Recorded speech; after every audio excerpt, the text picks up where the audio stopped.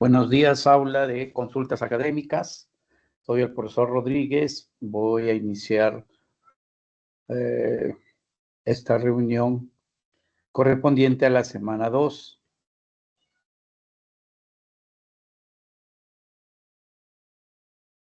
Bien, señor coordinador, quisiera que me diga si creo que el volumen de voz es aceptable o acaso es bajo. A ver, por si acaso voy a elevar algo más. Cortes no quiere decir que no haya efectos digitales.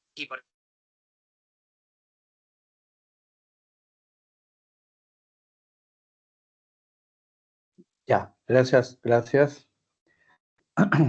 Bien, tenemos la semana 2 y a continuación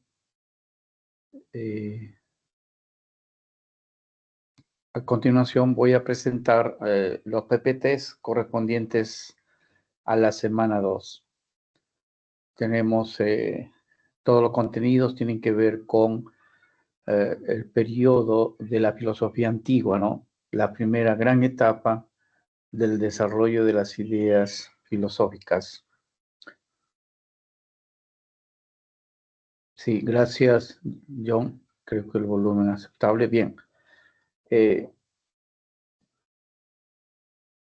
Buenos días, profesor, ¿me escucha? Sí, escucho, sí. Profesor, ¿podría explicar la teoría de las cuatro causas de Aristóteles? Ya. A ver, si le escuché bien, me pide explicar la teoría de Aristóteles, ¿verdad? Sí, la teoría de las cuatro causas. Ah, la teoría de las cuatro causas. Sí, Aristóteles tiene esta categoría o este concepto que se llama de las cuatro causas, ¿no? Bueno, el concepto de causa siempre es lo que está al inicio, siempre es la razón, el principio primero que explica el movimiento, explica los sucesos, ¿no? Explican los fenómenos, los hechos, en fin, todo. Entonces, las causas, Aristóteles distingue cuatro clases de causas, ¿no? La causa material y la formal.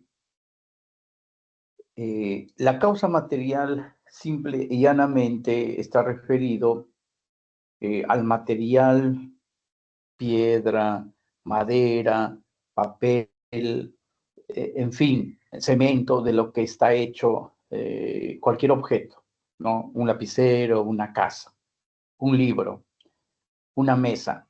Esta es la causa material, aquello de lo que una cosa está hecha. Se lee así en nuestros apuntes. La causa material.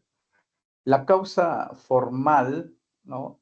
Tiene que ver, como su nombre lo indica, con el dibujo, la forma, el diseño. Entonces, si yo tengo como causa material, digamos, una piedra, el que es escultor le va a dar una forma, la forma de un rey, la forma de una flor, la forma de un héroe grau, por ejemplo, ¿no? Bien, y si la materia es papel, pues la causa formal vendría a ser un cuaderno, una hoja o un libro. Bueno, esto en cuanto a causa material, a causa formal. Y las dos demás causas son la causa eficiente, ¿sí? La causa eficiente está relacionado con quien es el constructor, el hacedor, el que fabrica, el que produce, la persona responsable. Si había hablado de una casa, por ejemplo, ¿quién será el constructor? Pues ha de ser, ¿no? Ha de ser el obrero, ¿no? El que trabaja el cemento, ¿no? claro, lo hace de acuerdo a un diseño, a un plano, y ese plano sería la causa formal, ¿no? Entonces, los constructores son la causa eficiente, ¿no?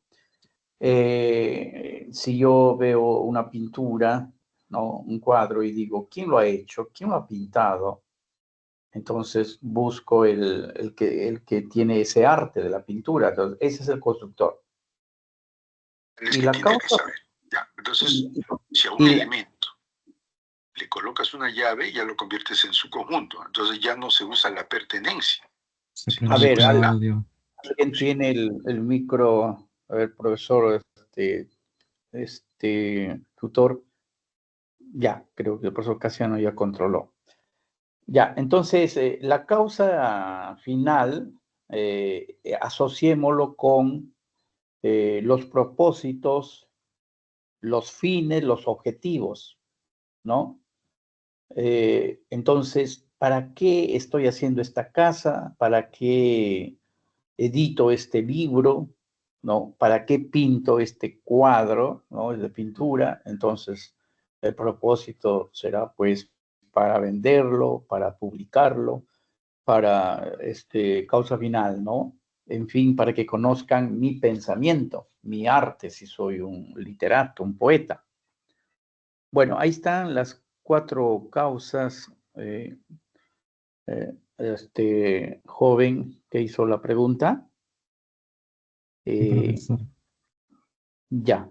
Cualquier pregunta, acá estoy dispuesto en este horario de llamado de consultas académicas. Bueno, gracias por su Profesor, pregunta. tengo otra Bien. pregunta más. Ya, a ver.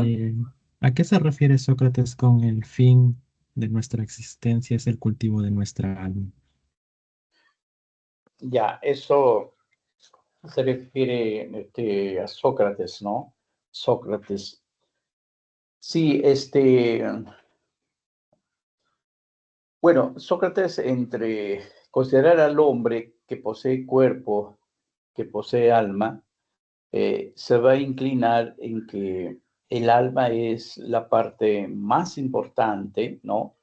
Del hombre, porque en el alma va a estar nuestras actividades mentales, intelectuales, ¿no? Y nuestra alma eh, este, siempre va a tender hacia la idea del bien, ¿no? Por eso allí hay una suerte de exigencia ética, una exigencia moral, digamos, ¿no? Y entonces, el alma en Sócrates, es decir, el hombre, siempre va a tener esa tendencia, ¿no? Esa tendencia a cultivar, a realizar en su vida la idea del bien, o como se dice, la virtud, ¿no? O la arete, que eso es sinónimo de sabiduría, de sofía, como se vio en la definición de filosofía, ¿no? Entonces, el saber vivir, ¿no? El proyectar nuestra vida, como decía Aristóteles, causa final hacia la realización del bien o de la virtud o de la arete, ¿no? Y entonces hay un gran imperativo, dice, conócete a ti mismo, conoce tu alma, conoce tu interior, ¿sí? Bueno, por ahí va la reflexión que me lleva a su pregunta, joven. Puede ser una repregunta, no sé, algo que... me parece que tengo el volumen muy alto, entonces yo al percibir su pregunta, claro, sí, logré, a ver, voy a bajar un poco de volumen, pero, a ver, ahí, bien joven, a ver, entonces a la pregunta concreta y específica que me hizo, tengo esa reflexión, ¿no? Que del hombre, su alma, diríamos hoy día, la conciencia, nuestro interior, es lo más importante, porque ella, si obedecemos a ella, ¿no? Entonces nuestra vida va a tender hacia el cultivo de la virtud o del arete, que es en griego, o de la idea del bien, que no es más que saber vivir, porque ahí vamos a encontrar la felicidad. Profesor, otra pregunta más. Sí, ¿Podría explicar sobre el alma irascible y el alma apetitiva? ya, bueno, esto es en la clase, a ver, este, eh, Platón, ¿no? Platón, en su alma, tratando del concepto de alma, él distingue tres clases, ¿no? El alma racional, que es sede de la razón, que está en el cerebro, y el alma irascible, ¿no? El alma irascible, él dice que está, digamos, en el tórax, ¿no? Radica en el tórax, y es sinónimo de voluntad, de valor, de fortaleza, ¿no? El alma irascible, si está en el tórax, entonces está en el pecho, entonces ese es sinónimo de fortaleza, de valor que tienen los guerreros, los militares, ¿no? Los guerreros. En cambio, el alma apetitiva, como se dice, o también podemos darle el nombre de concupiscible, ¿no? Concupiscible, y como que se refiere a las bajas pasiones en tanto y en cuanto tiene que ver con lo sexual, ¿no? Con los deseos, con los placeres, ¿no? Por eso está ubicado, digamos, en el abdomen. Y parece mentira, así como el alma irascible está asociado con los guerreros, o personas fuertes físicamente dotadas, ¿no? Aquí en el alma apetitiva lo relaciona con los trabajadores, con los artesanos, ¿no? Y en lo que se refiere al alma racional, como que lo poseen, lo tienen los gobernantes, los filósofos, ¿no? Por eso él dirá, los que deben gobernar la ciudad, la polis, son los filósofos, porque en ellos su alma racional es lo que más destaca, ¿no? A ver, bueno, esto es un aspecto, pues, de la teoría de Platón, aunque no es lo más importante, digamos, ¿no? Pero en ese sentido hay que entenderlo, ¿sí, joven? Sí, profesor. Profesor, también estaba revisando un examen de la pre del ciclo pasado que vino en el primer examen, ¿no? Y Ajá. la pregunta decía así, ¿no? Porque tengo la hoja aquí en físico. Dice, la filosofía incluye diferentes disciplinas, la que se ocupa de estudiar la naturaleza del ser y la existencia se denomina A, metafísica, B, epistemología, C, ética, D, estética, E, lógica. Yo me quedé pensando porque al decir el ser tendría que ser la ontología y no había una clave que diga ontología. Tiene toda la razón, sí. Ya, eh, a ver, sí le he captado, aunque hubiera sido interesante que compartiera ahí la pregunta, pero sí, fíjese, en Aristóteles, cuando se habla, ¿no? de ocuparse del ser, ¿sí? De los primeros principios o de las primeras causas, la denominación es filosofía primera, ¿no? O metafísica. Ya, entonces la respuesta, claro, en esa pregunta es metafísica, pero están utilizando, digamos, ya, es ontología, pero ahí han utilizado un sinónimo que es metafísica. pero que se usa sobre todo atendiendo a Aristóteles. No, en Aristóteles los libros, hay Andrónico de Rodas, hay una historia ahí, ¿no? Que después de los libros de física, encontraron, ¿no? Que había unos libros que trataban del ser, de los primeros principios de las causas. Entonces, como estaba después de la física, en griego es metafísica, entonces más allá de la física. Y entonces, como decir, más allá de este mundo físico, este mundo material, ¿no? Que trasciende, entonces ya pues se utiliza la palabra metafísica. Pero para referirse al ser, como razón tiene usted, es el término ontología.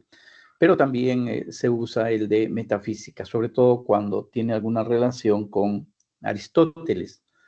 En consecuencia, ahí la respuesta es metafísica, ¿no? A ver, cheque, no puedo ver el texto yo. Sí, también la clave A decía metafísica, sino que me quedé pensando porque no veía ontología entre las claves y me quedé con esa duda. Sí, seguramente cuando pasó usted en la semana 2 que se ve Aristóteles, seguramente usted leyó, pero no se quedó, digamos, allí en su memoria, entonces, claro, dudó usted, ¿no? Claro. Sí, pero esa es la respuesta, sí, a esta pregunta suya.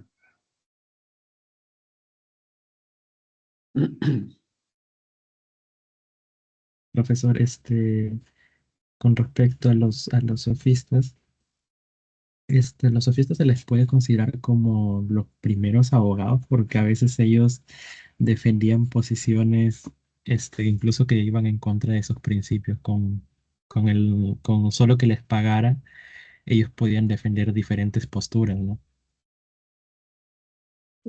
Sí, bueno, los sofistas viene pues del griego sofos, que es sabio, ¿no? Bueno, los sofistas eran un grupo de filósofos andantes, ambulantes, digamos, que chocaron en cuanto a ideas con Sócrates, ¿no? Sócrates. Y los sofistas se hicieron famosos, como usted aludió a la palabra abogados, surgieron porque en el desarrollo de Grecia, cuando con Pericles y luego se entra en una situación política de democracia directa, y entonces en el ágora, en la plaza, ¿no? Se reunían digamos, hoy día los ciudadanos, y se necesitaban personas, ¿no? Con gran talento para el buen decir, para la oratoria, ¿no? Para poder convencer si se hace o no la guerra, si se construye una constitución, en fin, para solucionar cualquier problema político, económico de la ciudad, ¿no? O hasta religioso. Entonces, como era democracia, como tenían que la mayor parte hablar, opinar, ¿no? No era como antes un esquema vertical donde lo que decía el rey, lo que decía de repente el sacerdote, la autoridad, todos obedecían, todos acataban. Pero no, pues, en esta suerte de situación política griega que llamamos democracia, ahí es donde nace la democracia, el demos, ¿no? Había que hablar, había que persuadir. Y entonces, en ese contexto, entraron pues los sofistas. Y entonces los sofistas, como, bueno, ellos preparaban a los jóvenes, ¿no? Para la oratoria, para ser buenos políticos, para hablar en público. Y entonces ahí tenemos a los sofistas Protágoras, que se caracteriza por su relativismo, por su subjetivismo. Está Gorgias, ¿no? Gorgias, de repente, sí, a ver si Gorgias, no sé si lo han notado, Gorgias decía, se caracteriza por por su escepticismo, ¿no? O su radical, o su nihilismo, digamos. Él decía, el ser no existe. El ser no existe. Y si existiera, no podría ser conocido. Y si pudiera ser conocido, no podría ser comunicado. Entonces, hay un nihilismo en él, ¿no? O Trasímaco. Trasímaco, que es otro de los sofistas, al definir la justicia, tenía la idea de que es la justicia es el interés del más fuerte, del más poderoso. La justicia está de parte de aquel que tiene el poder, ¿no? Y entonces, bueno, los sofistas, quizá en conclusión, no les preocupaba mucho, se dice de ellos, no les preocupaba mucho el conocimiento, la verdad, sino lo que ellos buscaban eran los recursos, ¿sí? La manera, ¿no? La manera en cómo yo debo presentar mi discurso, ¿no? Y entonces a veces burlando de ellos se dice, eran capaces de convencerte, persuadirte de que el círculo es cuadrado o viceversa, por decirlo de alguna manera, ¿no? Entonces, por poner un ejemplo, entonces sobre tesis política A o tesis política B, entonces ellos pues defendían cualquiera de las tesis, pero a fuerza de el buen decir acerca del lenguaje, ¿no? Entonces eran pues duchos en la oratoria, ¿no? En la persuasión. Esto es lo que hay que decir de los sofistas.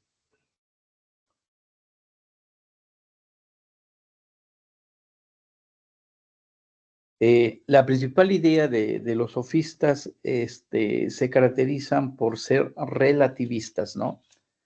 ¿Por qué?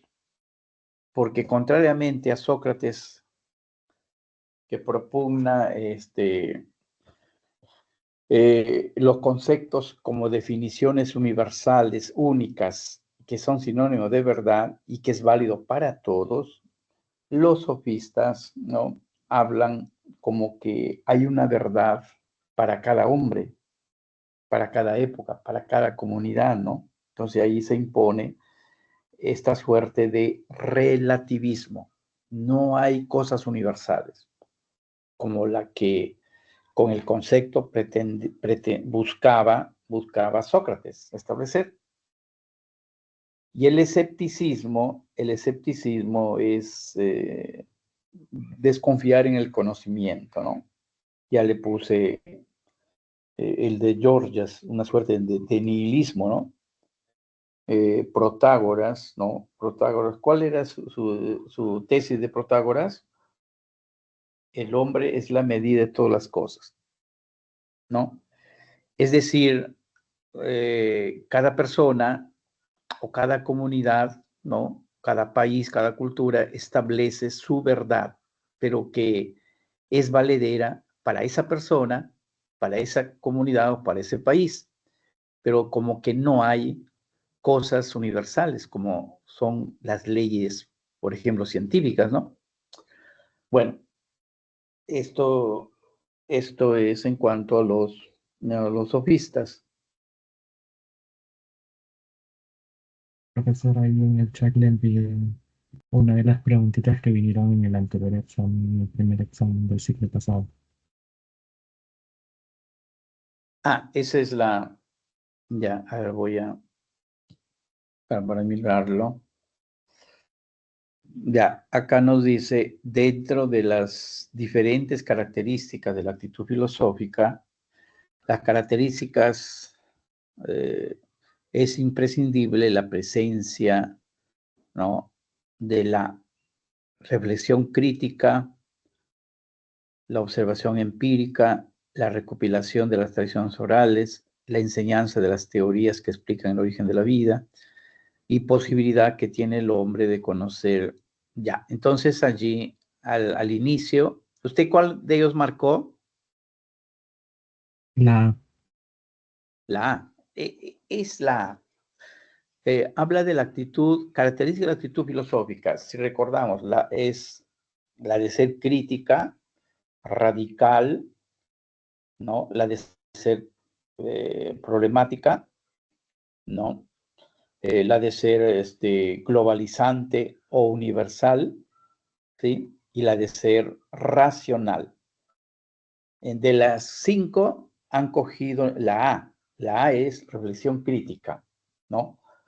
Y entonces la reflexión crítica siempre es la actitud en la cual se pone en entredicho, se pide criterios, argumentos a cualquier teoría científica, ¿no?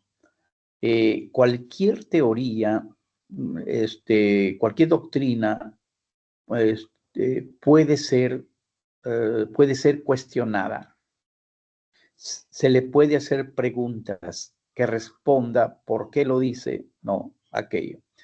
Y la revisión crítica nos lleva a la filosofía, ¿no? A dejar de lado argumentos basados en la tradición, basados en la autoridad, ¿no? Basados en la autoridad. Y entonces todo ello se descarta. Entonces, allí lo es, ¿no? Es la revisión crítica en esa pregunta. Porque nos dice dentro de las diferentes características. Entonces, si dice características, es prescindible la presencia de la. Entonces, hay una nada más.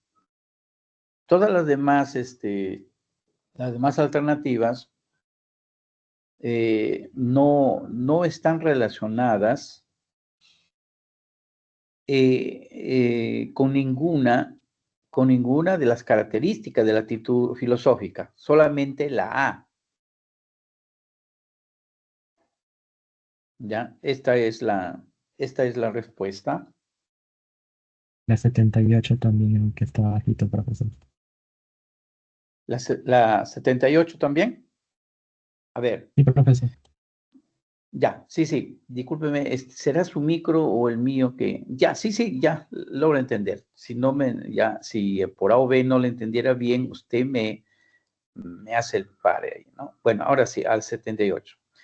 Se conoce que Sócrates no dejó escritos sobre filosofía y que su método de enseñanza,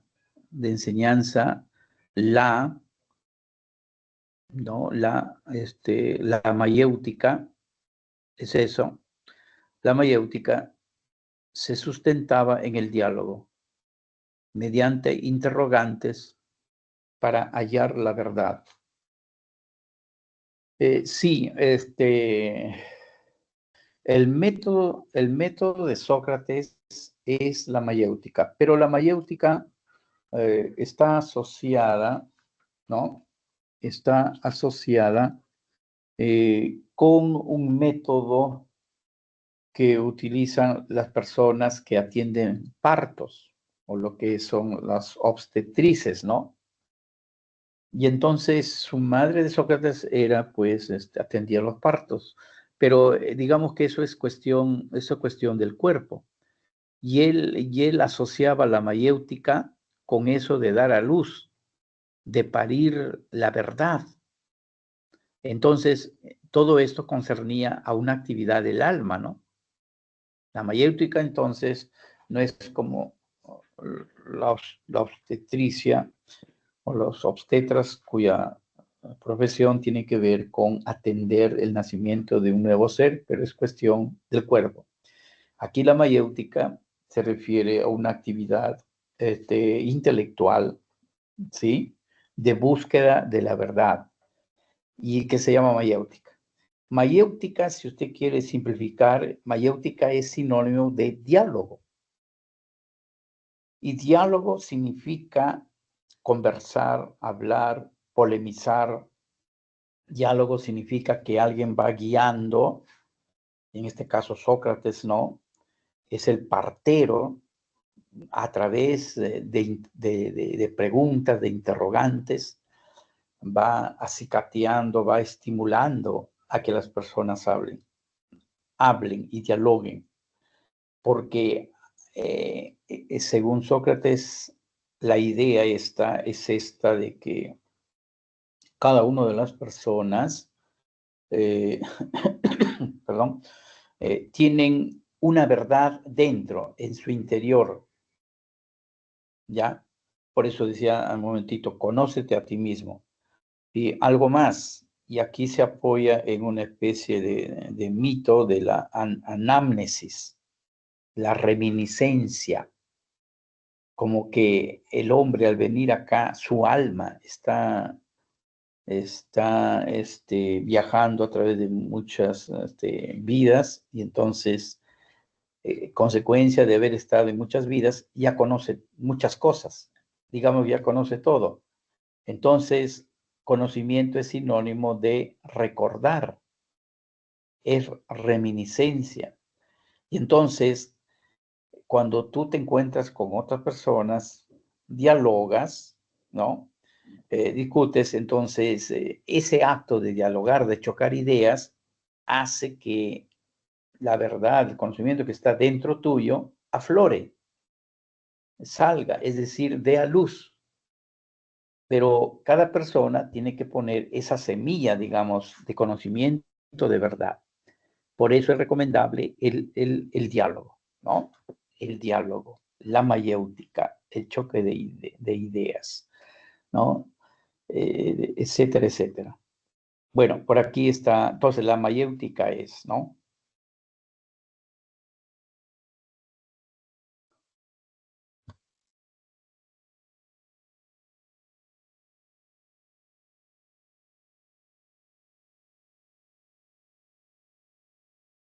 A ver, entonces, ¿En qué PPT se encuentra en la PREP? a ver, no escuché su pregunta, ¿cómo? ¿En qué PPT se encuentra? Porque a mí me sale que está presentando la clase. Para seguirla, es que recién me conecto. A ver, joven, disculpen, como que me dice en dónde se encuentra. A ver, quiero, Sí, y si, ¿qué número y de si, PPT? y si lo, a ver, si no es mucho pedirle, escríbalo en el chat que lo leo para captar. Discúlpeme.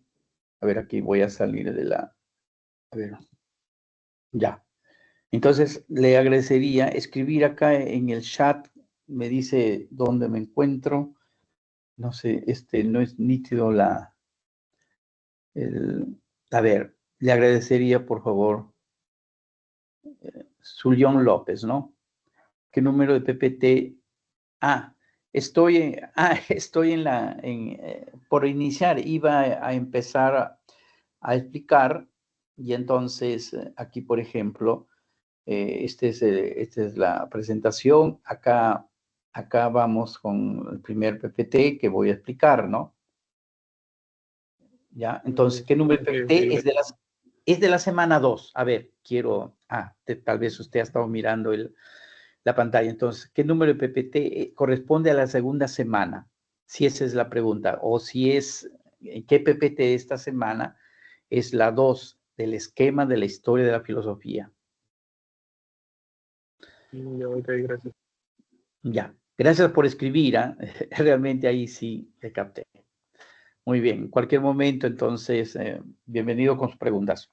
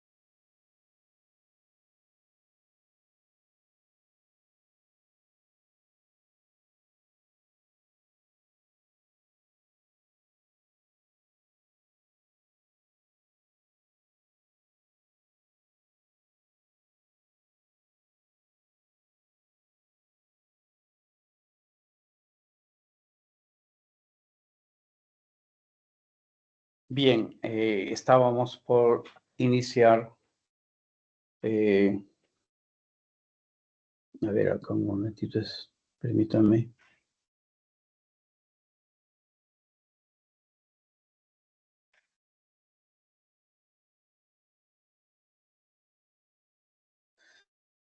Bien, estaba por iniciar la presentación de los PPTs que corresponden a esta semana, ¿no? Entonces aquí es un esquema de las 4 etapas por las cuales ha pasado el desarrollo de la historia de la filosofía o la historia de las ideas, ¿no? Entonces, antigua, medieval, moderna y contemporánea. Bien, seguidamente nos ocupamos de las 4 etapas de la filosofía. Vamos a ocuparnos de la primera. Esta se llama filosofía antigua. Uno de los primeros, digamos, héroes de las ideas es la figura de Sócrates, ¿sí? Sócrates, que contemporáneamente tuvo que lidiar, polemizar con estos filósofos llamados los sofistas, en la que descuella Protágoras, ¿sí? Bueno, entonces la primera figura de la filosofía antigua es Sócrates. Seguidamente está el gran Platón, ¿no? El gran Platón, discípulo de Sócrates, que escribió sus famosos diálogos, ¿no? Diálogos. Platón, entonces tenemos ahí su concepción, bueno, la ontología era la anterior, acá tenemos la concepción antropológica, y aquí una suerte, digamos, de su psicología, ¿no? En tanto y en cuanto el alma está dividida en 3 partes, ¿no? Bueno, ese es Platón. Seguidamente está la figura de Aristóteles, otro de los grandes, ¿no? Entonces, Sócrates, Platón y Aristóteles. Tenemos su ontología, ¿sí? Luego miraremos su psicología, las funciones del alma en 3 estamentos. Y a continuación tenemos las 4 causas: material, formal, eficiente y causa final. Y hablando de causas, todo posee una causa, ¿no? Todo posee una causa. Y para decir algo, a todas las causas precede lo que, claro, esto no está en el material, pero aprovechemos acá que está en el PPT, se habla de Dios como de un primer motor inmóvil, ¿no? Que es una causa incausada. Causa incausada. A ver, causa incausada. Es una causa que es causa de todo, pero que ella misma no tiene ninguna causa, ¿no? Y entonces se le llama también el primer motor inmóvil, o lo que en lenguaje cristiano se dice la idea de Dios, repito, ¿no? Y bien, ahí tenemos entonces la evaluación. Bien, entonces vamos a retroceder para empezar pues con los contenidos de esta, ¿no? De esta semana 2.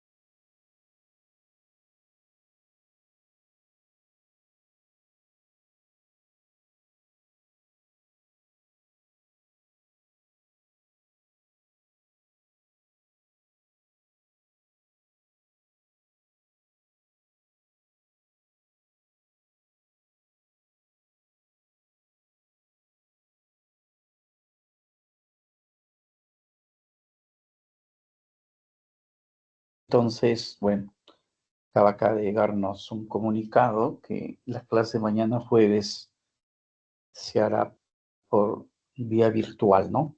Por internet. Bueno, entonces, la primera semana tenemos que vernosla con la primera etapa de la filosofía denominada filosofía antigua. Pues entremos a ver en este esquema general. Acá tenemos la filosofía antigua desde el siglo VI a.C. No, recuerdan ustedes, el origen de la palabra filosofía está justamente el siglo VI a.C., ¿no? Cuando los filósofos descubrieron que la razón era el instrumento de la filosofía y dejaron de lado el mito, ¿no? Por eso aquí antecede, antes de la filosofía antigua, que es el objeto, repito, de esta semana 2, vemos que antecede una preetapa que se llama etapa prefilosófica por ello mismo, y que está representado por la vigencia del mito. Si hablamos del mito, habrá pues que recordar allí la mitología griega, la mitología egipcia, en fin, cada país tiene, ¿no?, sus mitos, ¿sí? Entonces, en la mitología griega, la que nos legaron en sus obras, Homero, en su obra La Ilíada, la Odisea, ¿no? La Ilíada y la Odisea, o Ulises, como se dice. Y el otro escritor griego, Hesíodo.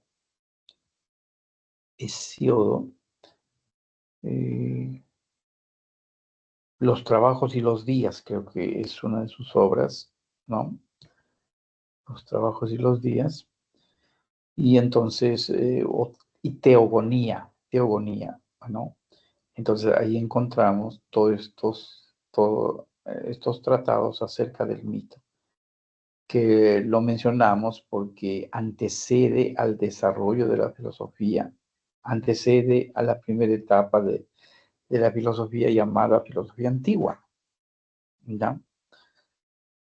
Bien, luego de la antigua, pequeño comentario de ello, ¿no? Tenemos la filosofía medieval, desde el siglo VI a.C. hasta el siglo XV, con la caída del Imperio Romano de Oriente, con la caída de Constantinopla, ¿no?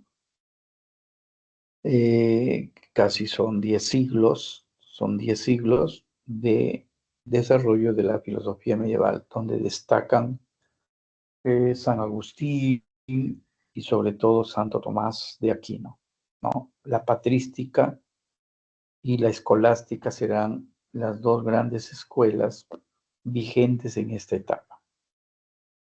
Luego de la medieval viene la filosofía moderna, desde el siglo XVII, ¿no? Desde el siglo XVII hasta el siglo XIX, en la primera mitad. Entonces, ahí miraremos filósofos como Descartes, John Locke, David Hume y en especial Immanuel Kant. Y la filosofía contemporánea, que viene desde el siglo XIX, segunda mitad, ¿no?, hasta nuestros días, hasta el siglo XXI. Y ahí tenemos filósofos. Podemos mencionar a quiénes. Bueno, Heidegger, mencionar a Nietzsche, Hegel, Wittgenstein, que ustedes ya conocen porque se les nombró en la definición, en el concepto de filosofía, ¿no? Bueno, la filosofía seguirá cultivándose, seguirá desarrollándose mientras el hombre exista, ¿no? O sea, tenemos filosofía para rato. ¿Y hay filosofía solamente en Europa? ¿O en Japón? ¿O en China? No, hay en todo el mundo. Acá en Perú tenemos filosofía en la Universidad de San Marcos, filósofos, en la Universidad La Católica, ¿no? Tenemos en Arequipa, ¿no? Etcétera, en Trujillo. Bien, la filosofía se cultiva pues en los estudios o en el nivel universitario o nivel superior de la educación. Bien, pasemos pues a Sócrates.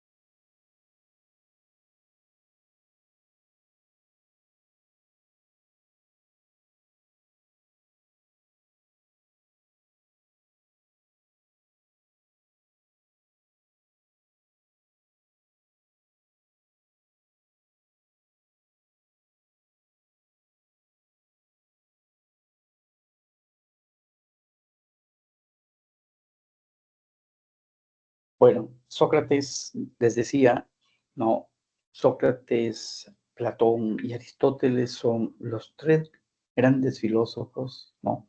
De la filosofía antigua griega. Hay dos sentencias, dos pensamientos de Sócrates que siempre se le menciona, ¿no? Es utilizado en la educación, ¿sí?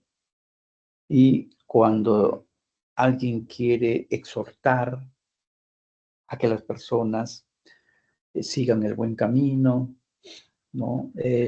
Su vida sea encaminada de acuerdo a la ética, de acuerdo a la moral, ¿no? Las expresiones estas, conócete a ti mismo, una invitación a conocer nuestro interior, nuestra alma, y la otra expresión es, solo sé que nada sé. Solo sé que nada sé, que tiene su respectiva explicación. A ver, vamos a... atendiendo al PPT y siguiendo este orden, ¿no? Para Sócrates, nuestra alma, ¿no? Debe ser cultivada, debe ser formada, debe ser educada, ¿no? Nos dice acá, sostuvo que el cultivo del alma debe ser el fin de nuestra existencia, la meta, el objetivo de nuestra existencia. ¿Qué cosa? Cultivar nuestro alma, cuidar nuestro alma. Nos dedicamos solamente a cuidar nuestro cuerpo, haciendo deporte, tomando buenos alimentos, ¿sí? Nuestro sueño, en fin, todo lo que tiene que ver con el cuerpo. Pero aquí Sócrates hace hincapié que es el alma el que realmente debe ser formado, cuidado o cultivado. Y uno se pregunta, ¿y por qué y para qué? Porque para Sócrates, si yo me dedico a, si yo me dedico a cuidar mi alma, a educar mi alma, va a ser justamente el camino que me va a llevar a la felicidad, me va a llevar a la plena realización de mi persona, de mi vida, de mi yo. Sí, y esto significa encaminar mi vida hacia el bien, que es justamente el sinónimo de ir a la felicidad. Y esto, en palabras técnicas, es encontrar la virtud, o la arete, que es el término griego, ¿no? Cuando leemos o escuchamos la palabra arete, se refiere a la virtud, ser hombres virtuosos, ser hombres sabios, ¿no? Es decir, encaminar nuestra vida hacia la idea del bien, hacia lo bueno.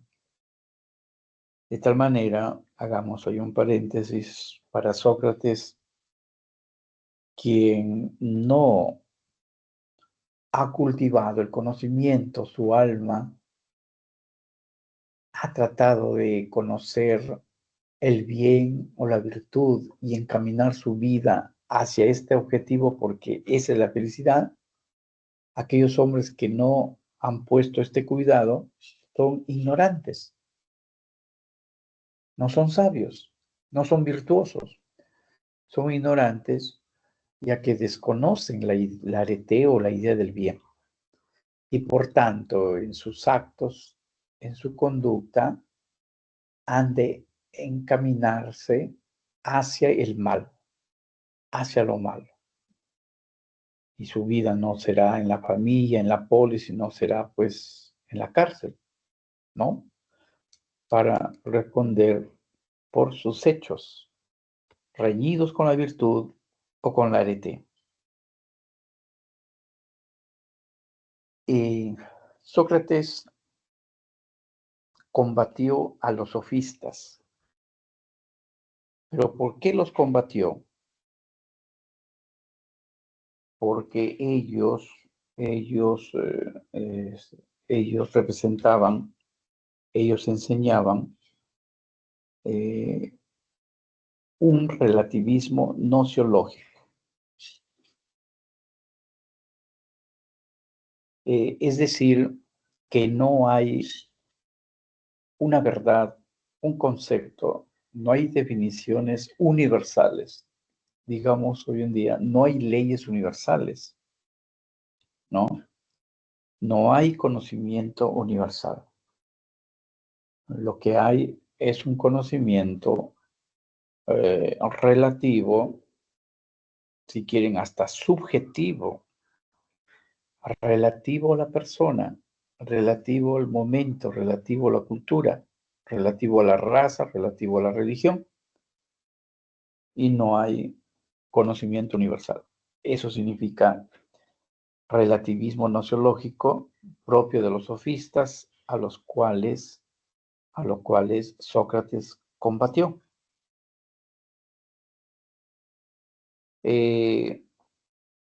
En oposición a la nociología relativista de los sofistas, Sócrates propuso el conocimiento verdadero y universal de las cosas. ¿Por medio de qué? ¿Empleando qué método? Empleando, digamos, las definiciones, las conceptualizaciones. Entonces, a través de esta vía racional, buscando definiciones, vamos a encontrarnos con las ideas o los conceptos, ¿no? O los conceptos que, según Sócrates, ¿no? Y así hay que verlo, son universales, son generales, son de alcance global, general para todos. Busquemos el concepto de justicia, el concepto de valentía, ¿no? Todos esos conceptos, concepto de autoridad, concepto de deber, en fin, cualquier concepto tiene que ser universal, ¿no? Los conceptos que se manejan, por ejemplo, en la ciencia, en cualquier ciencia, deben ser de alcance universal, porque no voy a hablar de conceptos de la física o de la química o de la biología que solamente valen para la China o valen para Europa y no valen para América Latina, o valen para todos los países de América Latina menos para el Perú, o viceversa. No. esto no se acepta, ¿no? Bien, no es lógico pensar de esa manera. En Sócrates está el llamado método.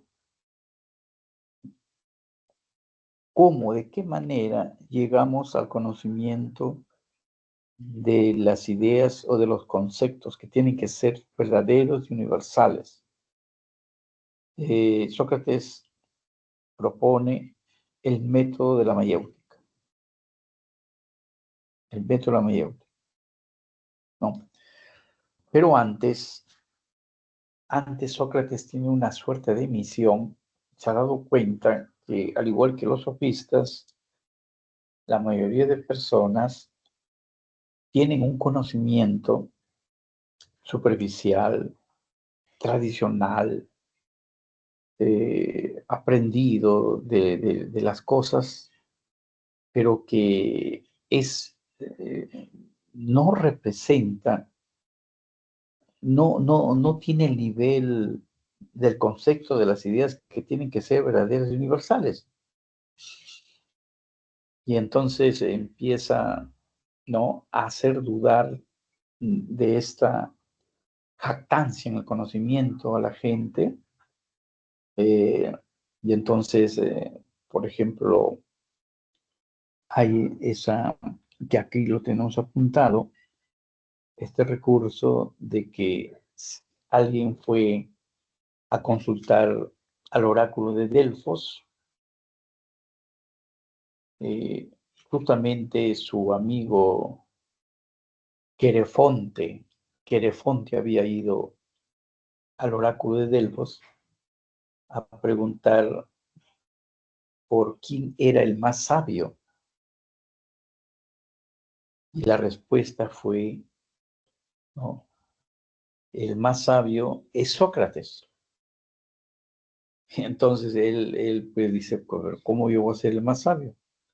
Yo no tengo el conocimiento pleno, y él sale con esta afirmación: solo sé que nada sé. Pero solo sé que nada sé, hay un elemento de ironía, ¿no? Por lo menos los demás no pueden jactarse y decir solo sé que nada sé, pero él sí, ¿no? Él sí puede conocer sus limitaciones, ¿no? Y en base a ello aspirar a un conocimiento verdadero, universal, ¿no? Entonces, la palabra solo sé que nada sé es una suerte de ironía que antecede al método de la mayéutica. Bien, la mayéutica significa diálogo. La mayéutica significa entrarle en una dinámica de preguntas, respuestas.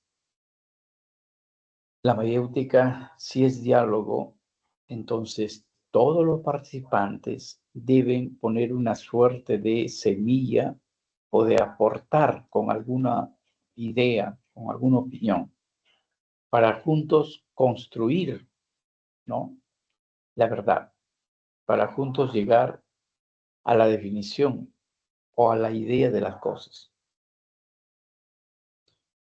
Entonces, como dice acá, empleó como método la mayéutica, en el cual la ironía mostraba al oyente su ignorancia y jactancia. Esto de emplear la ironía y hacerles quedar mal, hacerles saborear su ignorancia y abandonar su jactancia, le trajo muchos enemistades, ¿no?, especialmente de parte de los sofistas. Bien, la mayéutica entonces es el diálogo, es el encuentro entre las personas. El choque de ideas, de tesis, hace que nazca o se dé a luz la verdad, ¿no?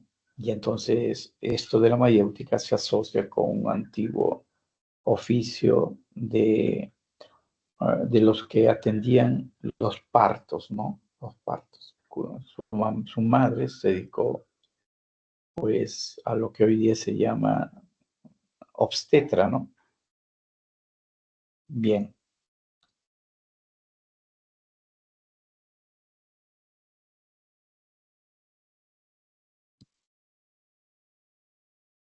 Para completar este panorama, tenemos aquí a los sofistas. Bueno, a los sofistas ya se mencionó porque fueron su posición filosófica se define como de relativistas y de escépticos, ¿no? De escépticos. Relativistas porque no había una verdad universal y escepticismo porque dudan, claro está, de un conocimiento verdadero, de un conocimiento, ¿no? Universal.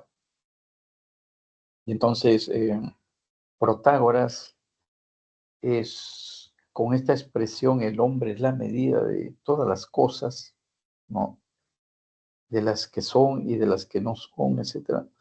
Bueno, el hombre es la medida de todas las cosas. Entonces, el hombre dice Julio o María, ¿no? Pueden determinar si aquello es justo, ¿no? Pueden determinar si aquello es bueno o correcto, ¿no? Y no hay que buscar una suerte de ética, digamos, o de moral universal, válido para todos. Entonces, cada uno determina la verdad de las cosas. El hombre es la medida de todas las cosas. ¿Ya? Entonces, eso eran pues escépticos en el conocimiento y relativistas en lo moral, ¿no? En conclusión, pues la verdad y la falsedad o lo bueno o lo malo dependen de cada individuo, de cada yo, de cada hombre, ¿no? Como nos anotan acá. Bueno, Protágoras es uno de los sofistas. También mencionamos a propósito de una pregunta hecha hoy en día a Gorgias, ¿no? A Protágoras, perdón, a Trasímaco era, ¿no? Trasímaco. Gorgias es un ejemplo de escepticismo radical, o de nihilismo, digamos, ¿no? Entonces, Gorgias decía, el ser no existe. Si existiera el ser, no podría ser conocido. Y si pudiera ser conocido, no podría ser comunicado, ¿no? Entonces, allí hay pues una suerte de escepticismo radical. Y entonces tenemos ya los Sócrates y la figura de los sofistas. Los sofistas eran pues hombres duchos en la oratoria, en el buen decir, ¿no? Algunos hablan como que fueron, hoy en día diríamos, como profesores. Alguien comparó como hoy en día son los abogados o los políticos, o simple y llanamente los que son oradores, ¿no? Oradores. Bien, bien, vamos a entrar a ver a Platón.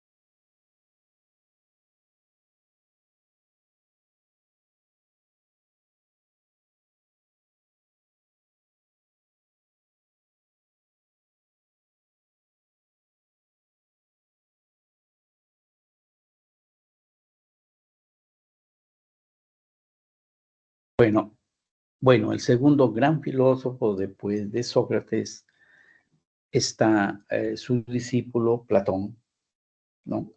Sus obras fueron escritos en forma de diálogos. Hay muchos diálogos, ¿no? Los más conocidos son el de la República, ¿sí? La Apología de Sócrates. Digamos que Sócrates no escribió nada.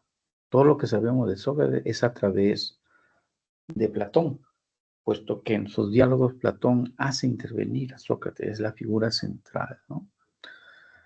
De Sócrates también sabemos algo a través de Jenofonte y de una comedia de Aristófanes, Las nubes, creo que se llama. Bueno, sigamos con Platón. Bueno, hemos empezado, ¿no? De Platón, lo más trascendente, lo más importante es su teoría de la ontología y de la nociología. La ontología y la nociología. Primero, hay que considerar, a ver, imaginemos acá un círculo o una figura ovoidal. Dividámoslo mitad, por la mitad. En la parte superior ponemos el mundo de las ideas y en la parte inferior el mundo de las cosas. ¿Ya? Entonces, el mundo de las ideas y debajo el mundo de las cosas. Esa es la ontología de Platón. Arriba, en la parte superior, el mundo de las ideas o de las esencias, como nos dice acá, ¿no? Ahí están todas las ideas o conceptos: justicia, paz, energía, trabajo, movimiento, Dios, hombre, etcétera, etcétera. Estas ideas tienen las siguientes características. Estamos en la ontología, ¿eh? Son ideas, empecemos por lo último, son ideas verdaderas. Son ideas reales. Reales, profesor, pero el concepto de justicia, de bueno, de bello, etcétera, yo no lo toco, no lo veo. Claro, lo veo escrito, pero bueno, en la letra. Es que este mundo de las ideas es captable por la mente, o por la razón, o por la inteligencia. Y entonces este mundo es verdadero, es real, es perfecto, perfecto, ¿eh? Si es perfecto, entonces no tiene para qué moverse. Es decir, es inmutable, no muta, no cambia, no hay movimiento. Y lo que es más sorprendente, este mundo es eterno. Por eso cuando nosotros nacemos, ¿no?, en esta vida, traemos ya las ideas, los conceptos, porque son eternos. ¿Ya? Entonces, y en el mundo inferior está el mundo de las cosas. ¿Qué cosas? Todo lo que vemos, mi mesa, mi computadora, aquel río, aquel árbol, en fin, esos animales, la luna, el sol, todo ello. Y si el mundo de las ideas es un mundo intelectivo, captable por la inteligencia, el mundo de las cosas es un mundo sensible, captable por los 5 sentidos, por los sentidos. Y entonces todo este mundo que percibo por los sentidos tiene las siguientes características, del último al principio. A ver, es un mundo sensible ya, es un mundo aparente. Aparente porque no es un mundo, digamos, real, auténtico, verdadero. Es imperfecto porque es un mundo que es reflejo del mundo de las ideas que sí es el auténtico, verdadero. El mundo de las cosas es cambiante. Las personas, las casas, un tiempo, ¿no? Existen unos años, luego envejecen y ya pues desaparecen. Es temporal, ¿no? Es temporal. Un tiempo no es que no es que es eterno, ¿no? Bien, esta es la ontología. Ahora, la nociología, ya he estado refiriéndome, la nociología y el conocimiento. ¿Cómo yo conozco las ideas? Conozco a través de mi inteligencia, de mi mente. Y ese tipo de conocimiento se llama episteme, que en castellano es ciencia, ¿no? Es ciencia. Entonces, la ciencia es el conocimiento epistémico de las ideas, de los conceptos. Mientras que el mundo sensible, nociológicamente, les dije, como solamente conozco a través de los sentidos, ya ese tipo de conocimiento no es epistémico, no es científico, sino es un saber que se le llama doxa, así como ciencia o episteme es el conocimiento de las ideas, acá el conocimiento de las cosas realmente no es un conocimiento, ¿no? Es una mera opinión y recibe el nombre de doxa. Entonces, estarán apreciando ustedes que el conocimiento sensible en Platón mmm, tiene un valor inferior o de repente no lo tiene, ¿no? Por eso es que la filosofía de Platón se le da el nombre de idealismo, porque resalta las ideas o las esencias o los conceptos, que es lo mismo, ¿no? Resalta, aduciendo que son eternas, inmutables, perfectas, etcétera, verdaderas, reales. ¿Ya?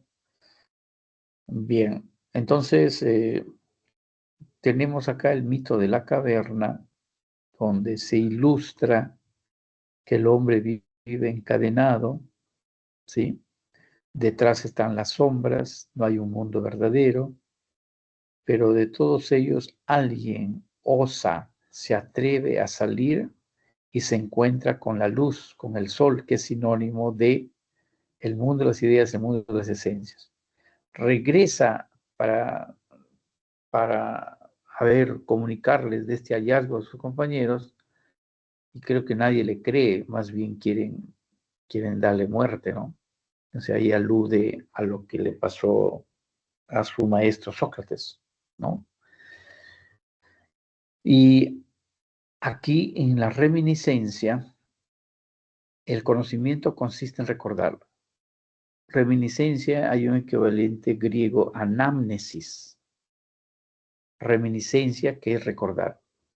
Esto es que el alma del hombre, antes de venir a este mundo, ¿no? Él ya ha pasado, se ha reencarnado, ¿no? Digamos, en varios espacios, entonces él ya conoce, como que ya lo sabe todo. Y al tratar de conocer, lo que hace solamente es recordar lo que ya traía ¿no? de otra vida o de la vida anterior. Ya en ese sentido, entonces, ¿cómo es que hay que recordar esto? ¿No?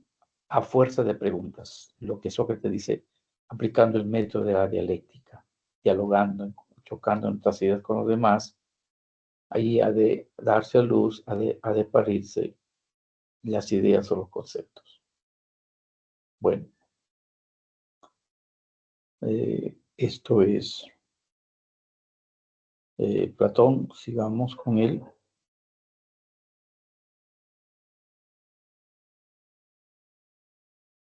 Bueno, Platón, su filosofía es idealista, les había dicho, ¿no? Pero su concepción del hombre, su punto de vista del hombre es de índole dualista, porque está pensando que el alma y el cuerpo son elementos separados, incluso contradictorios, ¿no? Entonces hay una concepción dualista y en donde el cuerpo, que es corruptible, que puede morir, ¿no? Que puede morir, y entonces hay la idea de que con la muerte, ¿no? El cuerpo es como una cárcel, una prisión en la que el alma está. Entonces cuando el hombre muere, entonces el alma se libera, porque el alma es inmortal, el alma es inmaterial, es espíritu, ¿no? Y entonces el alma, ya hemos visto por la reminiscencia, ¿no? Antecede al cuerpo en la existencia, es persistente al cuerpo. El alma es eterna, el cuerpo muere, desaparece. ¿Ya?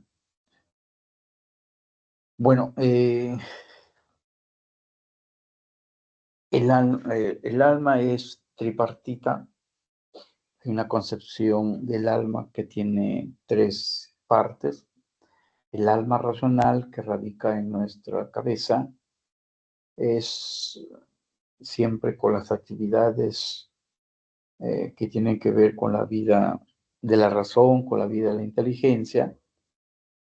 El alma racional, como el alma en su totalidad, es inmortal, ¿no? También se considera el alma irascible, ¿no?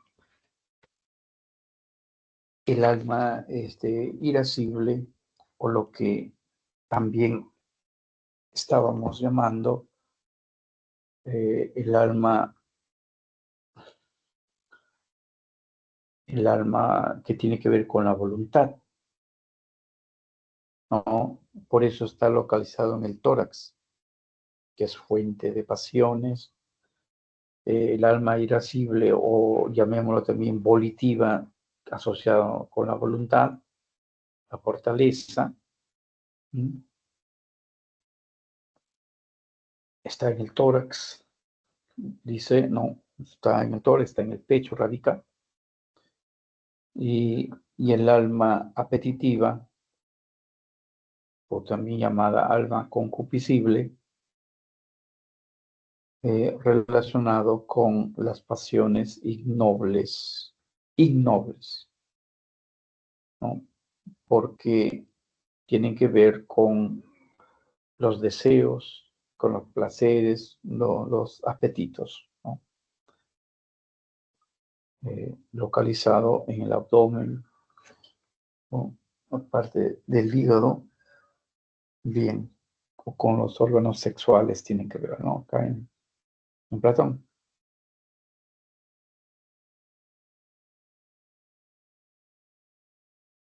Bueno, seguidamente veamos a Aristóteles.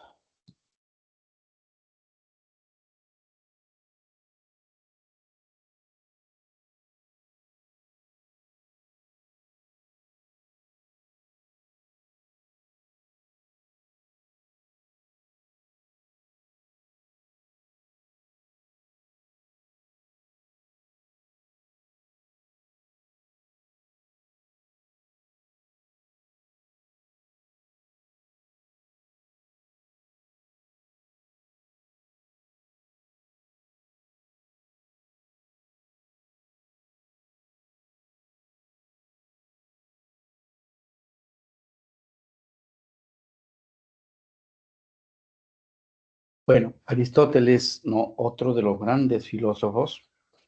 La primera diferencia, digamos, contraste entre Platón y Aristóteles aun cuando Aristóteles es discípulo de Platón. Pero hay una frase que dice, soy amigo de Platón, pero más amigo soy de la verdad. Aristóteles, su filosofía se le denomina filosofía realista. Claro está, opuesta a la filosofía idealista de Platón, ¿no? Aristóteles, su obra, bueno, su obra representativas, entre otras, son la política, ¿no? La política, su obra, la metafísica. Bueno,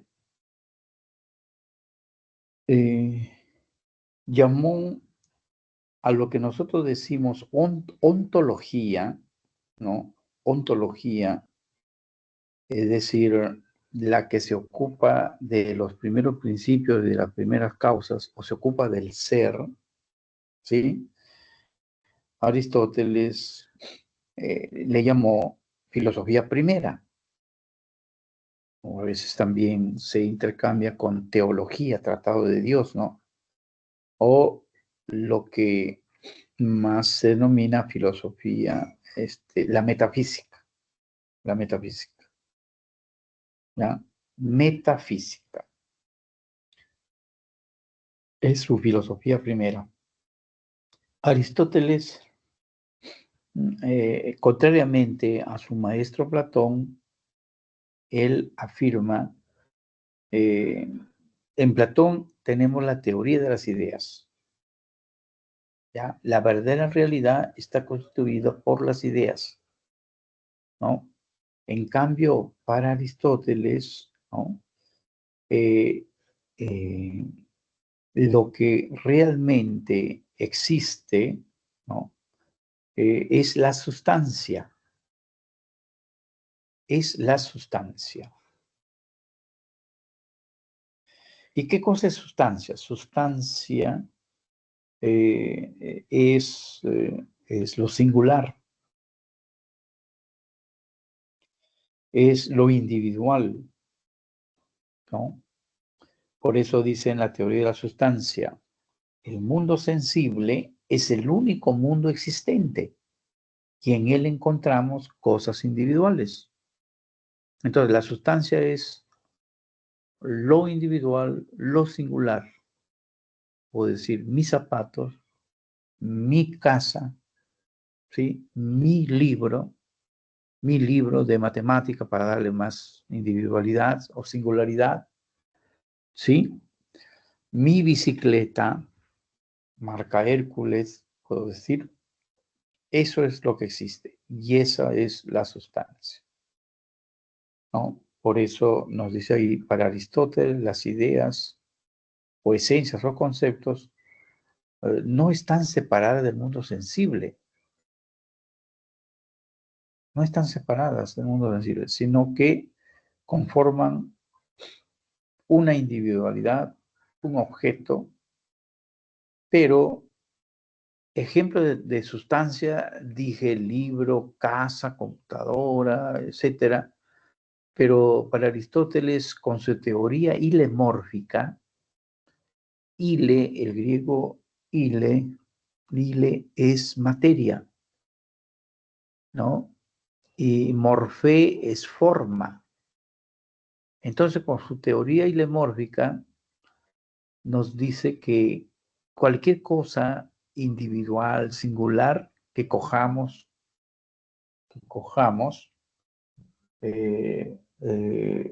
una mota, un libro, un celular, cualquier cosa va a estar compuesta de dos elementos que son indesligables, inseparables. No es como el mundo de Platón, las ideas están arriba y las cosas abajo, están separadas. No es como el cuerpo y el alma en Platón, ¿no?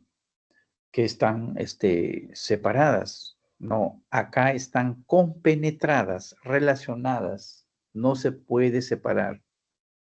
Y esa es la teoría ilemórfica, ¿no? Y la materia más la forma. Por eso dirá acá tenemos un ejemplo. El hombre como una sustancia, como algo singular, individual, dice, está compuesto de cuerpo. Cuerpo es la materia, ¿no? Mientras que la forma es el alma. Pero no es que el cuerpo, como en Platón, está abajo y el alma, como forma parte de las ideas, está arriba. No, no. Están íntimamente relacionadas. Entonces, por ejemplo, en una mesa, a ver, en una mesa, ¿cuál es la materia? Es una mesa de madera. Ya, esa es la materia. Puedo tener una mesa de piedra. Ya, si quieren, sí, pues ahí sería la materia, la piedra, ¿no? Puedo hacer una mesa ahí de pequeñita, cosas que hacen los del jardín de la infancia de papel, una mesita, también. Y la forma pues puede ser circular, puede ser rectangular, ¿no? Ya, eso, ahí están indisolublemente presentes los dos elementos de cualquier ente individual, de cualquier objeto singular, ¿ya? Entonces aquí va concluyendo la filosofía primera o la metafísica, o llamada, sí pues, teología, se ocupa de los primeros principios y las primeras causas. Se ocupa del ser. La nociología, ¿no? La nociología, el conocimiento, dice, en todo conocimiento hay dos elementos que intervienen, los sentidos, la sensación y el pensamiento, ¿no? Entonces, en ese sentido, Aristóteles es pues realista, ¿no? Es realista.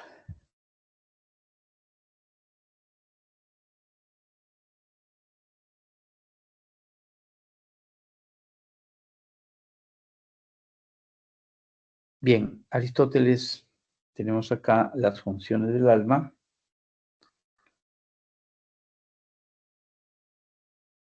Bueno, tenemos tenemos que hacer acá, avanzar la teoría de las cuatro causas, que incluso ya, bueno, todo tiene una causa, ¿sí? La teoría de las cuatro causas que explican el movimiento de las cosas, ¿no? Entonces, las causas están explicando el movimiento de las cosas. Entonces, tenemos acá una causa incausada. Este es Dios. Es una causa incausada porque a Dios nadie lo ha hecho, nadie lo ha creado. Más bien a partir de Dios, ¿no? Se originan los diversos elementos de la naturaleza. Por eso que se llama causa incausada o primer motor inmóvil, ¿no? Todo se mueve, pero para Aristóteles hay que empezar pensando en la posibilidad de algo que nunca se mueve. Nunca se mueve porque es perfecto. Y de acá para explicar hay presencia de Platón, pues, ¿no? Alguien decía en la teoría, bueno, y ese es regresar, mejor no. Entonces, todo tiene una causa. Tenemos cuatro causas. La causa material se relaciona con la materia de lo cual ha sido hecho cualquier cosa, cualquier elemento, de piedra, de cemento, de papel, ¿sí? De aluminio, de oro, de plata. La causa formal es la forma, el diseño, la figura que le hemos dado, ¿no? Con todos los materiales que tenemos, pues podemos darle infinidad de formas. La causa eficiente es quién hizo esa obra, quién construyó, quién fue el obrero, quién fue el arquitecto, el ingeniero. ¿Sí? Claro, si es ingeniero, va a ser de acuerdo a una causa formal, de acuerdo a un diseño, ¿no? Pero el responsable, ¿no? De todo ello, claro, hay un equipo de constructores, de maestros, de albañiles, pintores, etcétera. Pero alguien es el que se responsabiliza, ¿no? De haber hecho tal o cual cosa. Causa eficiente. La causa final es el telos, el fin.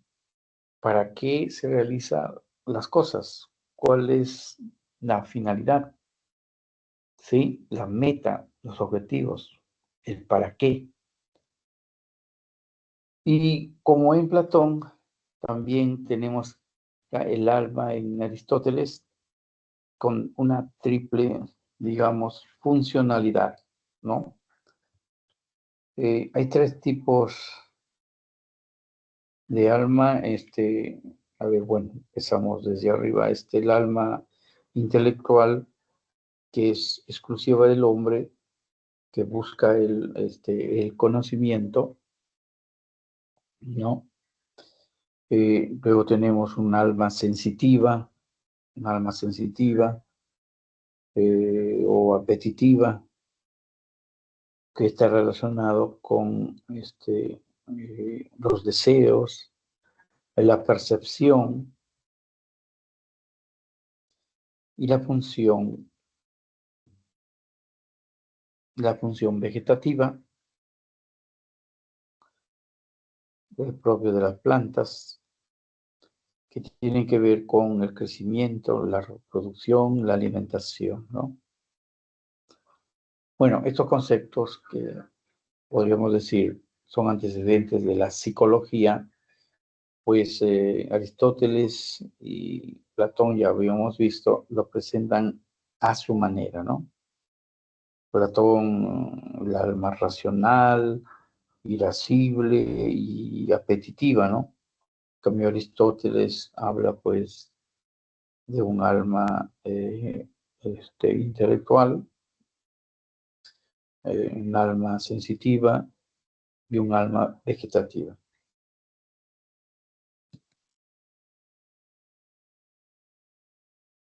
Bien, acá tenemos las claves. A ver, tomen nota. Luego vamos a entrar a comentarla.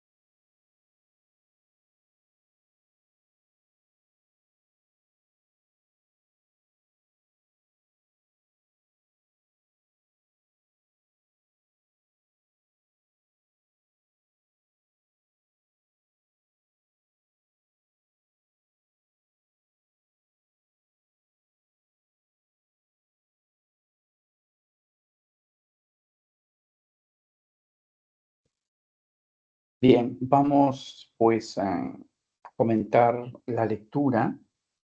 La lectura acá, la clave es la D.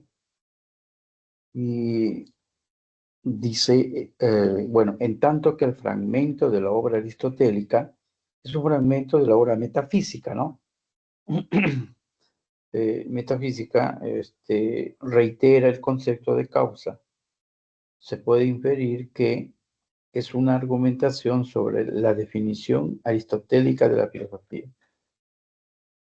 Claro, si esto es así, la filosofía, de acuerdo con Aristóteles, la filosofía se diferencia de otros tipos de razonamiento, puesto que ésta busca responder por las causas de nuestras creencias, mientras que para otros razonamientos es suficiente con saber que creemos en algo.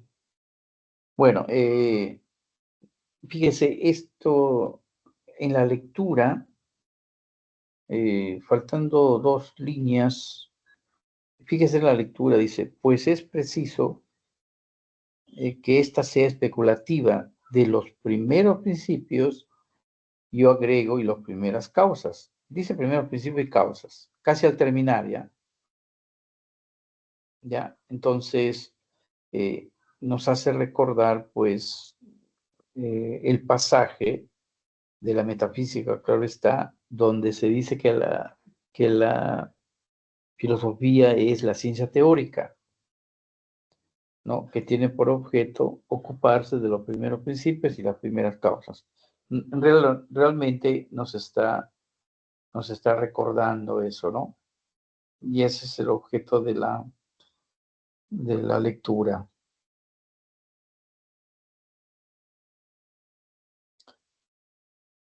En la 1, la respuesta es la C. A ver, para Sócrates, la retórica tiene un fin equivocado. Ya ahí hay una crítica pues a los sofistas, ¿no? Ya que con ella se busca el éxito y el enriquecimiento económico. O sea, ganar dinero, ganar prestigio. Sigo en el ítem, en la segunda línea, y se ignora la verdad, el bien y la justicia. Para Sócrates, los sofistas descuidan estas cosas, ¿no? De encontrar la verdad, el bien y la justicia. Por lo que, en definitiva, resulta innecesaria para el hombre justo. Asimismo, critica los procedimientos argumentativos y, bueno, y su concepción relativista del mundo y el lenguaje, tildándolos de falsos especialistas, incapaces de enseñar aquello que pretenden. Claro, pretenden enseñar la verdad, el bien y la justicia, pero a la final no lo hacen, ¿no? Buscan impresionar con su argumentación, con su oratoria. Bueno, del texto se deduce que la C refleja la crítica de Sócrates a la actitud de los sofistas. ¿Ya? Entonces, los sofistas buscaban a través del discurso hablar mejor, hacer buenos discursos, saber argumentar, ¿no? Pero la verdad, la justicia, como dice ahí en el texto, el bien no les interesaba, sino lo que buscaba era echarse al bolsillo a los oyentes, ¿no? O a un auditorio para que apoye sus intereses, ¿no? Exacto. En la 2,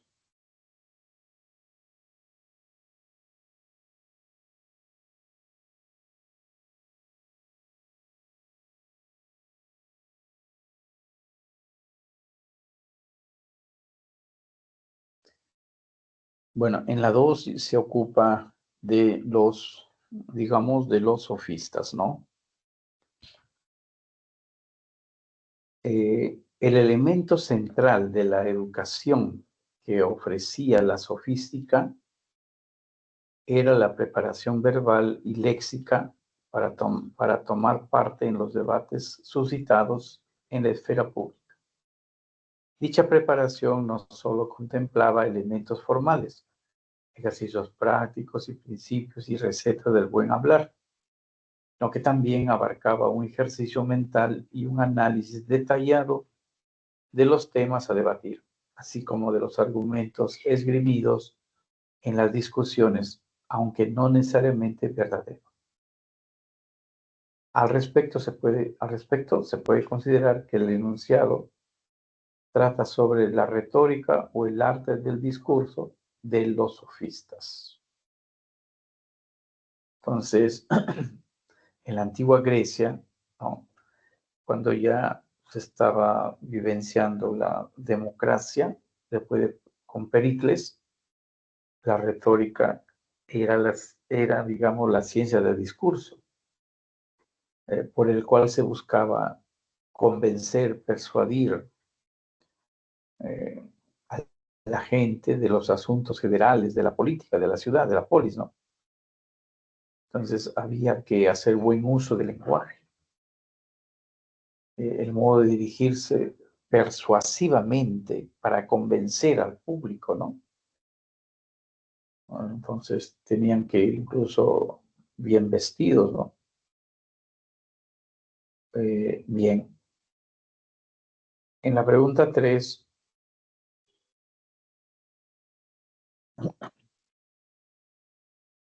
a ver, en la 3, veamos primero.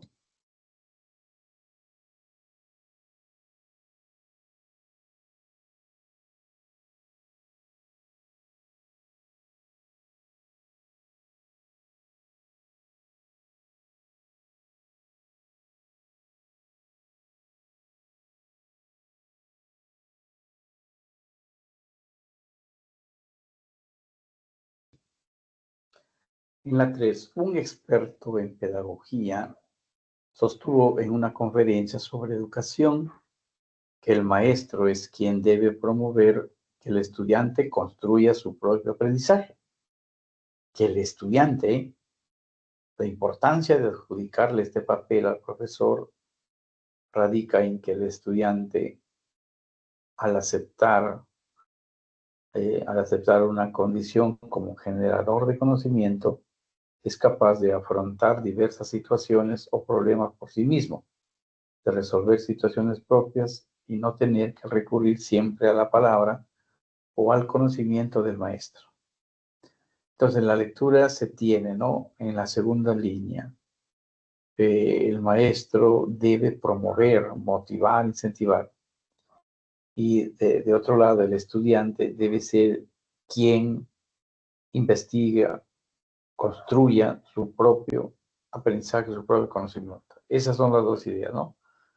Entonces acá dice, se colige que lo manifestado por el experto tiene similitud con la C, la mayéutica griega de Sócrates, el cual es un método de enseñanza que consiste en hacer preguntas a los demás para ayudarles, ¿no?, a encontrar sus propios conocimientos.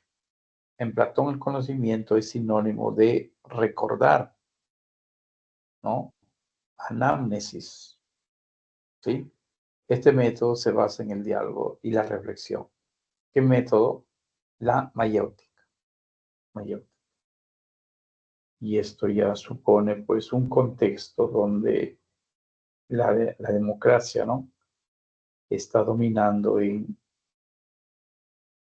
Grecia después o con el siglo de Pericles, ¿no?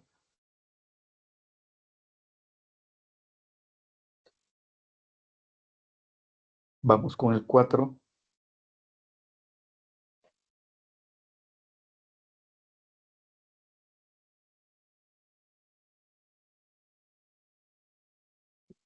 En el libro Sócrates Furioso, el pensador y la ciudad, Rafael del Águila, autor de la obra, manifiesta lo siguiente. Sócrates es, sin duda, el primer y mejor ejemplo de las tensiones entre el pensador y la ciudad. Pero lo más importante es obrar justamente, ya que es mejor sufrir el mal que cometerlo. Para ser bueno es necesario ser sabio, pues se establece una relación de igualdad entre la verdad y la felicidad que conduce al bien. Solamente sabiendo qué es la justicia se puede ser justo, y solamente sabiendo lo que es bueno se puede obrar de acuerdo con el bien. La frase obrar justamente significa para Sócrates la B, el sentido que tiene la sabiduría y la virtud. ¿Ya? Entonces,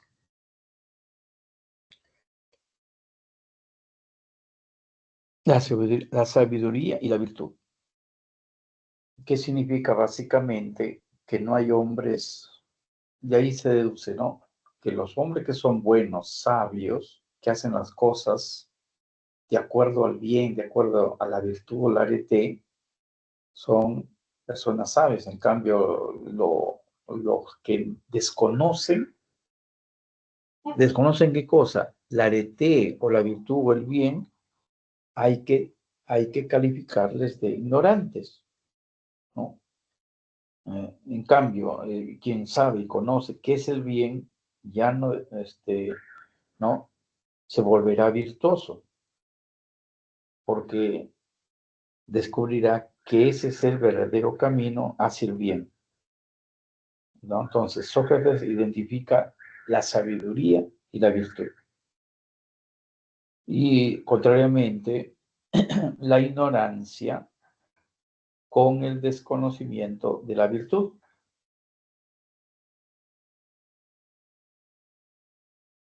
Bien.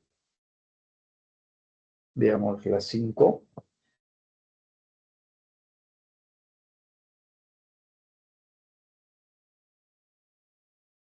Veamos las 5.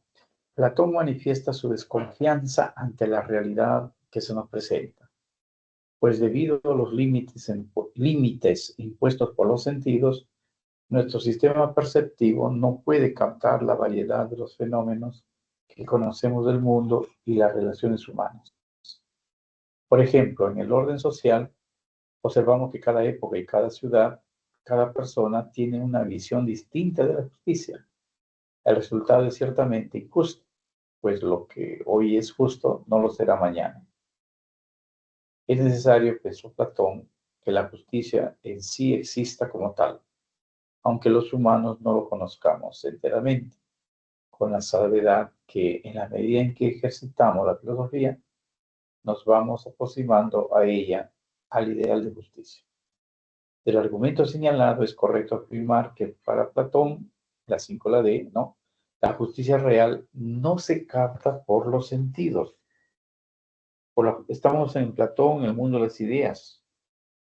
El concepto de justicia, como cualquier concepto de valentía, de honor, etcétera, o de Dios o de hombre, no se conoce con los sentidos, sino con la mente, y eso es episteme, ¿no? ¿Recuerdan? Entonces, por consiguiente, para Platón la idea de justicia existe fuera del mundo sensible, por lo tanto no pueden ser captados por los sentidos. Ya entonces la 5, la D. A ver, vamos por la 6.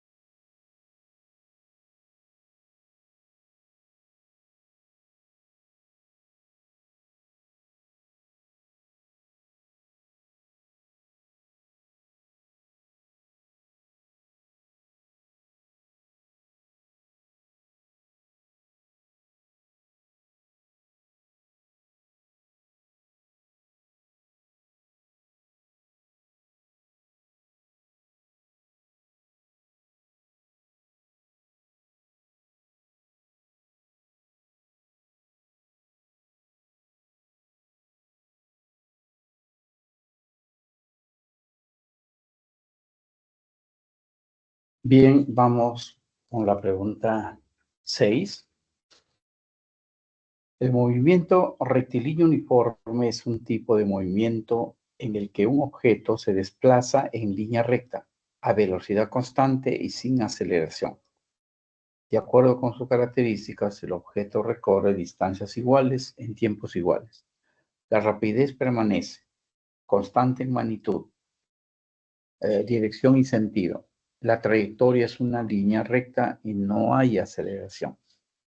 La referida descripción del movimiento en la gnoseología de Platón la ha considerado un conocimiento denominado episteme, ¿no? Entonces, episteme es el conocimiento de las ideas, ¿no? De las ideas, de los conceptos que son universales y son verdaderos. Y eso solamente es objeto de las ciencias, ¿no? Hoy en día, cualquier ciencia, sus conceptos, ¿no? Sus definiciones, tienen un alcance universal. Como les decía en algún momento, no se puede aceptar una química o una física que solo, como dirían los sofistas, solamente sea relativo a la India o a México, ¿no?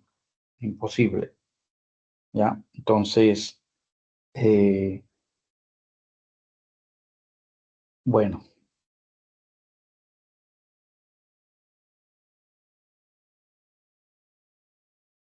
tenemos la 7, tenemos la pregunta 7, aquí Aristóteles, ¿no? Bueno, a través de los sentidos se capta la realidad de una sustancia. Posteriormente se construye la imagen sensible que contiene tanto elementos materiales y sensibles de la sustancia como elementos formales.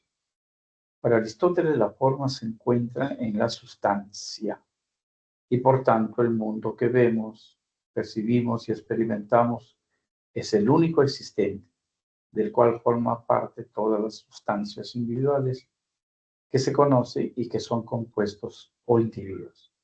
Del enunciado se concluye que Aristóteles valoraba la primacía del mundo sensible. Valoraba la primacía del mundo sensible, pues en lo referente al conocimiento, Aristóteles valora la concurrencia de los sentidos, sea la sensación, ¿no? Al contrario que Platón. Platón no le daba ningún valor a la doxa o al conocimiento de los sentidos, ¿no? Entonces, para Aristóteles, ¿no? El ser, cualquier objeto, se conoce primero a través de los sentidos y luego hay que añadir, ¿no? La concurrencia del pensamiento. Conocimiento, entonces, es sensación más pensamiento. Más pensamiento. En la 8,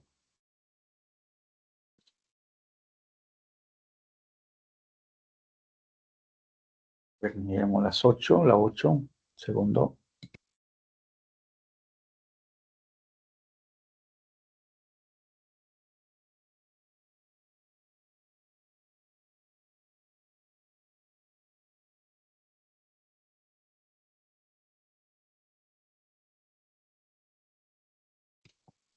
Bien, sí, la 8 tiene que ver con el ilemorfismo de Aristóteles, ¿no?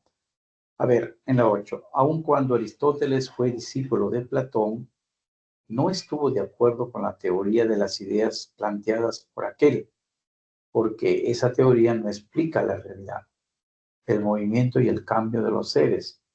Tampoco explica las causas de ellos, ya que para su maestro, o sea, para Aristóteles, ¿no? Las ideas son eternas, ya que para su maestro, o sea, Platón, así en relación a Aristóteles, ¿no? Su maestro Platón, las ideas son eternas e inmóviles. Aristóteles cambió el rumbo de la filosofía al desarrollar una concepción distinta, donde la esencia o sustancia de las cosas tienen materia y forma, estableciendo relaciones de causa y efecto entre las cosas. Por ejemplo, Aristóteles consideró al hombre como una sustancia compuesta de materia y forma. Para él, el cuerpo es la materia y el alma la forma. Se deduce que en el enunciado se encuentra implícito o implícita, ¿no? La teoría ontológica del ilemorfismo. Miramos las otras alternativas.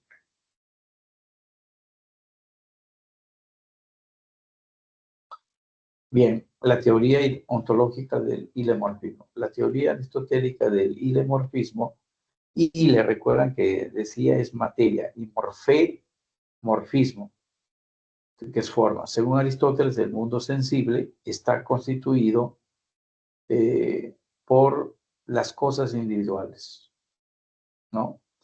La sustancia está constituida por cosas individuales, por cosas singulares. Sin embargo, estas cosas singulares están compuestas de dos elementos indesligables, inseparables. ¿Cuáles son? La materia y la forma. Y ese es el ilemorfismo, ¿no? Ese es el ilemorfismo. Y como ejemplo teníamos ahí, el cuerpo es la materia y el alma es la forma para el hombre. O les puse el ejemplo de un libro. Un libro. ¿Cuál es su materia? Bueno, papel. ¿Y cuál es la forma? ¿No? La forma de un libro, mini libro, una enciclopedia, tamaño A4, etcétera, ¿no? Entonces, la forma. Bien, entonces, estos son los 8 ítems con sus respectivas respuestas que se han propuesto para esta semana, ¿no? Entonces, me queda agradecer las preguntas y la presencia de ustedes en esta hora, en estas 2 horas de 11 a 1, denominadas consultas académicas. Bien, nos estaremos viendo, encontrando el próximo miércoles, ¿no? Gracias por su atención.